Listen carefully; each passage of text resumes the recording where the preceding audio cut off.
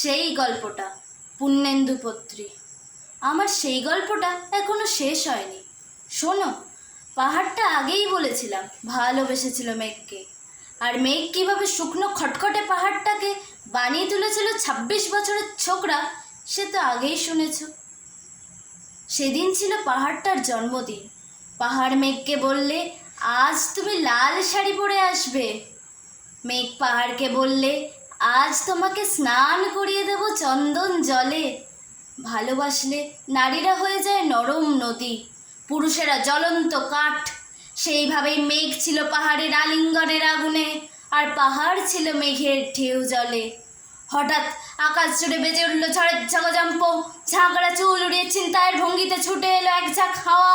মেঘের আঁচলে টান মেরে বললে, ওঠ ছুরি, তোর বিয়ে। এখনো শেষ হয়নি গল্পটা। বজ্রের সঙ্গে মেঘের বিয়েটা হয়ে গেল ঠিকই, কিন্তু পাহাড়কে সে কোনো দিন ভুলতে পারল না।